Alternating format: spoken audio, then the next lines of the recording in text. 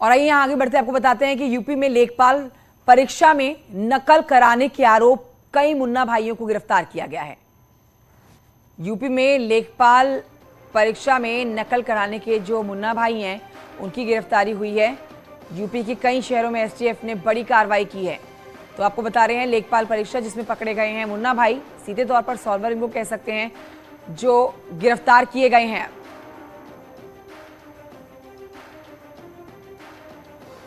तो लेखपाल भर्ती परीक्षा में इस बार सॉल्वर गैंग की रणनीति पूरी तरह से फेल हो गई, क्योंकि इस बार एसटीएफ की रडार पर सॉल्वर पहले से ही थे। एडीजी एसटीएफ अमिताभ यश ने एसटीएफ की कार्रवाई के बारे में एक्सक्लूसिव बातचीत की हमारे संवाददाता से। और हमें जानकारी हुई थी कि कई गिरोह एक्टिव हैं।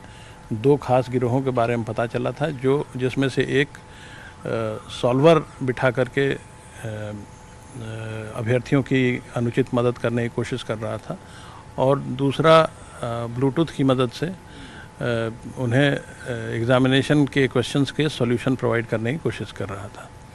इसमें एक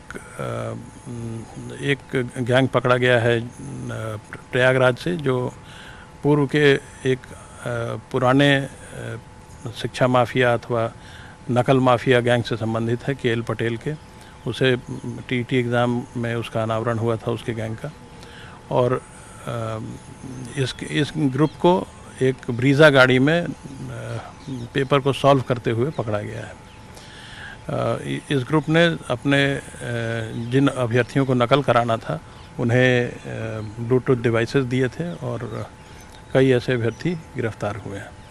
कुल मिलाकर के 23 लोग गिरफ्तार हुए हैं, और इन सब के विरुद्ध अलग अलग जनपदों में मुकदमा कायम करके अग्रिम कार्रवाई की जा रही है, और जो मुख्य अभियुक्त हैं उनसे पूछताछ भी की जा रही है, ताकि और भी गिरफ्तारियां की जा सकें अथवा और भी जानकारी इकट्ठी की जा सके इन गैंग्स के बारे में। सर, आप जब ब्लूटूथ डिवाइस की बात करते हैं तो इनकी मोडस ऑपरेंडी क्या होती है, कैसे ये नकल कराते हैं? इन गैंग्स का मोडस ऑपरेंडाई बहुत सिंपल होता है।